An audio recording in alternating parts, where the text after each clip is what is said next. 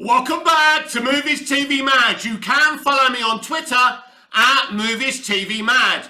And today we are going to read together a fluff propaganda piece about the Flash movie from Variety.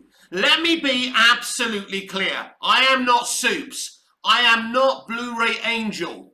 Clicks, likes, and trends don't motivate me. Without stories, without Superman, without all the characters, the fictional characters I grew up with, I wouldn't have survived my childhood. Again, disclaimer, I didn't have a terrible childhood, but I had issues up here as a child. I still have the same issues. You know what wakes me up in the morning? You know what gets me motivated? You know what stops me from ending my life? These stories and these characters. Without them, I am nothing. They are my heart and my soul. They matter. To the industry, it's all about propaganda and politics today and making a bit of money. But to us, it means something. I hear a lot about toxic fandom. Fans are not toxic. They care. We care. You may think we're a bunch of sad losers for caring so much. But when you ain't got nothing, when you see the world for what it is, these stories and these characters are everything. And they matter. And they should matter. Let's read this article and break it down together. As Ezra Miller's scandals mount, what option does Warner Brothers have for The Flash? By Rebecca Rubin of Variety. Warner Brothers has high hopes for The Flash. Warner Brothers Discovery doesn't have high hopes for The Flash. Toby Emmerich has high hopes for The Flash. Let's stop right there for a minute. Toby Emmerich may have been announced as leaving his position as Warner Brothers Pictures chairman, but he ain't going anywhere for a long time. He'll be replaced some point next month, but he's not leaving. The handover doesn't finish till the summer. Let me explain something to you as well. Toby Emmerich will get a bonus once Black Adam is released, Shazam! Fury of the Gods is released, Aquaman and the Lost Kingdom is released, and when and if the Flash movie is released. It doesn't matter if those movies make a profit. Whatever happens to those movies, as long as they're released, he will get a bonus. This article has his fingerprints all over it. What's funny about the kind of propaganda this guy puts out, it's always the same and it never works. The upcoming comic book adventure, which completed production in 2021, is scheduled to debut in theatres in 2023, has been extraordinarily well received in early test screenings. Let's stop there again. This film has not been extraordinarily received within test screenings. As you know, I went to a test screening. I told you that this is a really good, solid movie, but it isn't the best thing ever. Let's be absolutely clear about this. Now, I make it my business to know how people receive test screenings and how they feel about test screenings. It's my job as a YouTuber. So some people thought it was great. Some people thought it was mediocre. Some people thought it was meh. And some people didn't like it at all. But everyone was on the same opinion that no Superman, no party. And that is one of the crux of the issues of this movie. But the bigger issue here, which this article covers, is Ezra Miller and his behaviour in the real world. Sorry, their behaviour in the real world. Let's carry on.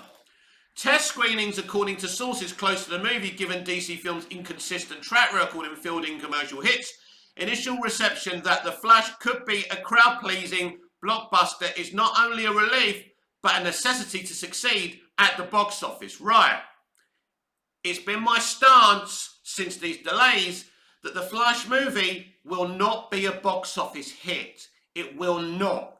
People are not going to support this movie with Ezra Miller. But there's another issue with the DCEU, especially the Hamadaverse end of the DCEU.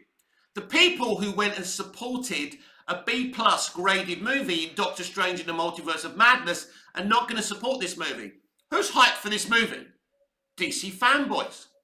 DC fanboys and girls, or however they identify as, or you, whoever's watching this video and everyone else.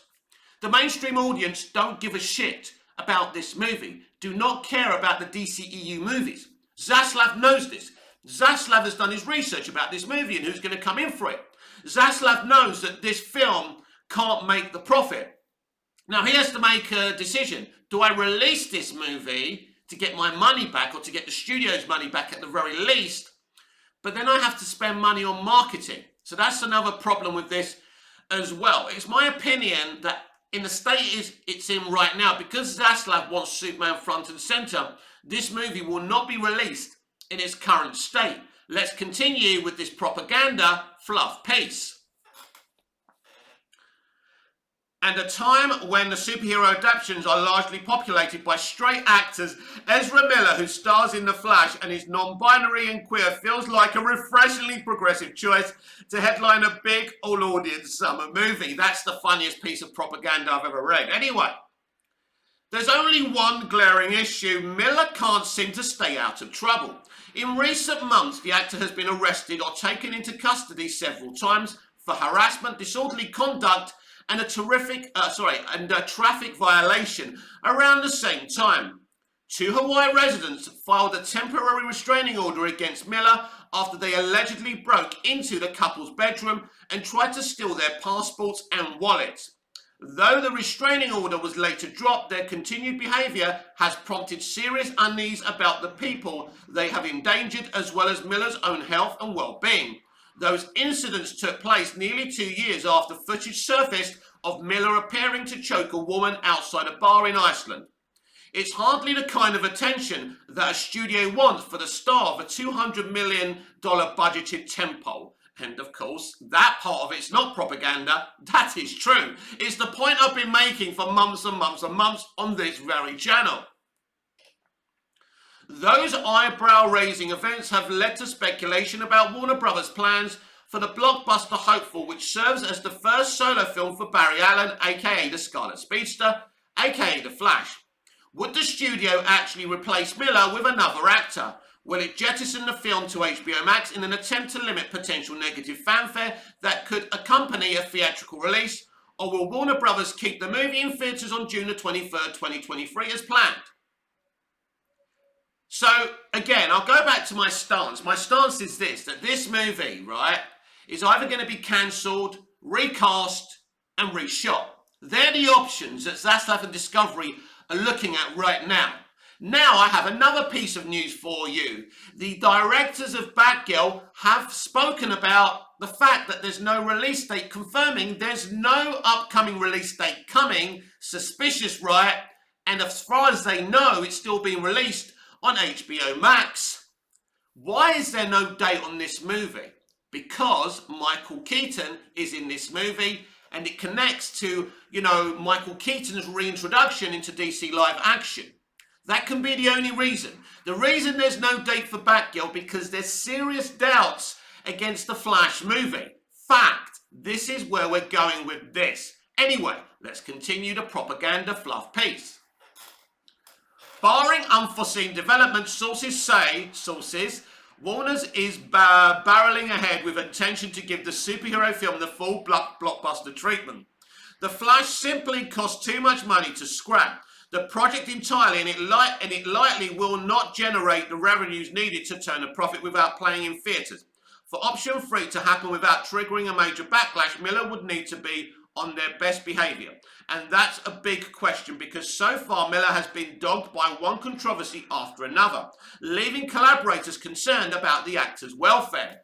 Collaborators, they mean the studio, they're not concerned for his welfare. This guy can't even sit in a fucking interview, right? They know they can't go forward with this movie starring this actor. It's as simple as that. Anyway. Compounding matters, news broke on Wednesday that veteran film executives Michael DeLuca and Pamela Adby are replacing Toby Emmerich as chairs of Warner Brothers Motion Picture Group. Though the quality of the comic book film franchise has improved under DC chief Walter Hamada's tenure, right, we know what Variety are. they're a publication where you pay to do stuff, right? They take your money and they'll push your propaganda. They have Toby Emmerich's ear. This is a Toby Emmerich propaganda piece. So they're saying this journalist is saying, I think it's actually a woman, is saying, even though I just read the name out just like 5 minutes ago, but anyway, that Walter Hamada's tenure is much improved. Basically, the DCEU is much improved under Walter Hamada. Of course, this is not true. And we've been through this so many times. There's been big problems. And actually, the mainstream audience have lost absolute interest in this franchise since Hamada has come in. Tenure. Any leadership changes at a studio put the previous regime's movie slate in limbo. And with Warner Brothers Discovery CEO David Zaslav keeping a tight grip on cost controls at the company, the marketing spend for a title as big as The Flash remains a question. Yeah, this is a problem because this would need a big marketing push to persuade people to support it. So what do you do here? Do you say we don't want to lose money, we have to put it out there, but if your movie's going to be a flop and you spent millions and millions, on marketing, it may not be worth it in the long run. There are a myriad of directions that Warner Brothers could go, says Jeff Bock, a box office analyst with exhibitor relations. Choosing the right one is paramount for the future of DC. Since the controversy surrounds Miller and not the movie itself, although there is controversy, once people see this movie, it will be controversial. Some DC fans wondered if Grant Gustin, who plays the title character in the ongoing and unrelated CW series The Flash, would be recast in the big screen version. It's a rare practice, one that has been used sparingly in the past, with Christopher Plummer replacing Kevin Spacey in 2017's All the Money in the World, and Mads Mikkelsen taking over from Johnny Depp as the Dark Wizard Gellert Grindelwald in 2022's Fantastic Beasts. The Secrets of Dumbledore. However, in the case of All the Money in the World, Spacey only had a supporting part, and in Fantastic Beasts 3, Depp had only shot one sequence to Mikkelsen, did not need to replicate much footage. With The Flash, insiders say it would not be possible to replace Miller without reshooting the entire movie, right? They're going to go and cover this, right? Yes, Grant Gustin probably isn't a viable replacement, but who knows, anything's possible. Or you'd have to reshoot the movie if you replace him. Of course you do. Nobody's saying they're going to squeeze him in with CGI or anything. They are in just about every scene, and there is not enough digital technology in existence to configure that magic without going back to square one. Now listen again. Using CGI to replace him was never an option anyway. And redoing the entire film is not a realistic proposition for any movie, much less one that rocked production months ago and already cost hundreds of millions. Right, you're telling me, right, you'd rather put out a movie starring a person that nobody's going to support, and nobody from the mainstream audience that supports movies that are nowhere near as good as this one, right? So you would rather put this movie out, lose money, rather than reshoot and recast. You would have to be an absolute idiot to go down this direction. But anyway, don't forget, this is the opinion of a box office analyst and not the studio. In the past, actors who found themselves in hot water but did not get scratched from the call sheet have effectively been hidden on the press tours in hopes that the general public won't notice their absence. Recently, Ansel Elgort, who played Tony in Steven Spielberg's West Side Story remake, took that road in the wake of a sexual assault allegation levied against the actor in 2020. Dieter Armie Hammer, who starred in Disney in 20th Century's Death on the Nile and faced sexual abuse allegations after filming was wrapped for West Side Story. Oh, great. Hang on a minute, it's frozen. I'll be back in a minute. We're back. Right. Levied against the actor in 2020. Dieter Armie Hammer, who starred in Disney and 20th Century Fox's Death on the Nile and faced sexual abuse allegations after filming was wrapped for West Side Story. Elgort's co-stars Rachel Ziegler, Ariana DeBose and Rita Moreno successfully steered to the film's press tour. With Death on the Nile, there was a sense Harmer, who did not do any press for the ensemble heavy movie, wasn't enough of a household name for people to know about the allegations. Don't forget, West Side Story was also a flop. Sources close to The Flash believe that Miller is similarly under the radar despite credits like the film adaptation of The Perks of Being a Wallflower and Batman vs Superman Dawn of Justice and Justice League. And Miller's streak of arrests have forced Warner Brothers to downplay the actor's involvement in Fantastic Beasts: The Secrets of Dumbledore, which opened in theatres in April. But akin to Harmer in Death on the Nile, Miller played one of several main characters in the Harry Potter spin-off, meaning promotional efforts did not land squarely on their shoulders. The same cannot be said about The Flash. Sure, the movie also features big names like Ben Affleck and Michael Keaton, but a studio cannot effectively promote a big budget blockbuster without the film star. And if they didn't mention that, I would have. However, analysts have pointed out that with comic book heroes, the character itself often a bigger star than the actor wearing the lycra suit. The thing about superheroes is it doesn't really matter who is under the mask. Box says you can plug and play different actors in those roles. Though Miller's take on the character has appeared in several DC mashups, like Justice League, Bock argues they're not the face of the Flash yet. And in other words, Ezra is not Robert Downey Jr. as Iron Man. No, but he's playing the Flash. We all know he plays the Flash in the DCEU. If he's not in the marketing, if they hide him from the marketing, if he doesn't speak in the marketing, this will not help the box office. During the marketing of Superman 4, The Quest for Peace, Christopher Reeve was so upset and felt betrayed and heartbroken about what they did to his movie, he wouldn't promote it. I remember Margot Kidder, who played Lois Lane, was sent around to promote the movie, and she admitted he didn't want to have anything to do with the movie. Superman 4, The Quest for Peace was a flop. These tactics will not work. Even before Miller made headlines for the wrong reasons, The Flash has been plagued with a long gestation and several starts and stops. In the time since Miller was cast in 2014, several directors, including Seth Grahame-Smith, Rick Famuyiwa, and the duo of John Francis Daly and Jonathan Goldstein, were attached to and then departed the production over creative differences. Its filmmaker Andy Muschietti came on board in 2019 and completed the job, but we haven't heard from Andy since the delays were announced, which is very suspicious. Those behind the scenes headaches as well as the pandemic resulted in several release date delays, but the studio cannot indefinitely postpone The Flash. The new calendar slot in mid-2023 should in theory give Warner Brothers enough time to determine the best course of action. Yes, this is the problem. They don't know what to do with this movie. And this is what I've been saying all along. This fluff piece, propaganda piece article does one thing. It confirms what I've been telling you all along. The way the studio sees it, The Flash is more than a standard superhero origin story. The movie, which begins as Barry Allen travels back in time to prevent his mother's murder, cracks open the DC multiverse, paving the way for Batmans from alternate realities, namely Keaton and Affleck, to overlap with Miller's spandex-clad hero. Just think of the potential sequel, spin-offs and team-ups that could inspire. You see what they're doing?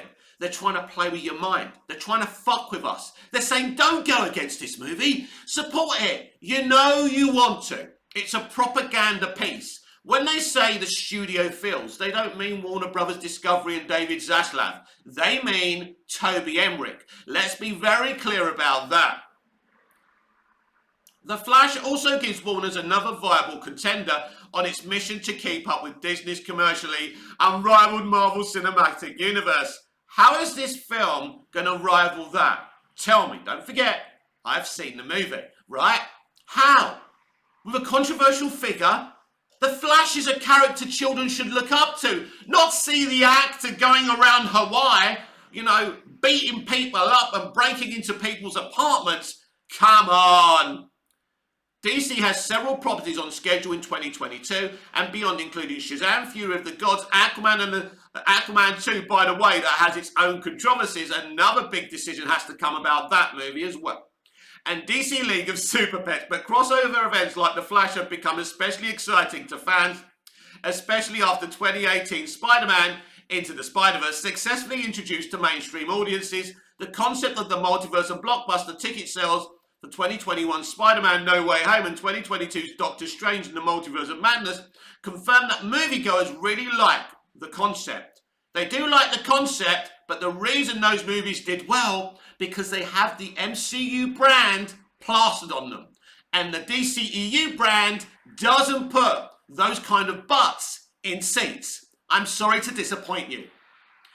There's a timeline in which Miller does in fact get their act together and the Flash is able to seamlessly open while charming critics and fans alike. Never going to happen, though Miller's behaviour could certainly force Warner's to make the Flash a one and done project. It's not intended to be a one-off adventure. Despite it all, Warner Brothers remains enthusiastic about the Flash, believing the film to be one of DC's strongest theatrical efforts. Right, again, this is not Warner Brothers Discovery. If you notice, they're not saying Warner Brothers Discovery. They're saying Warner Brothers. In other words, Toby Emmerich. As I said, he's got his fingerprints all over this. In the meantime, the actor tasked with bringing the Flash to life on the big screen may be imperiling the future of the franchise and the studio's willingness to be in the Ezra Miller business.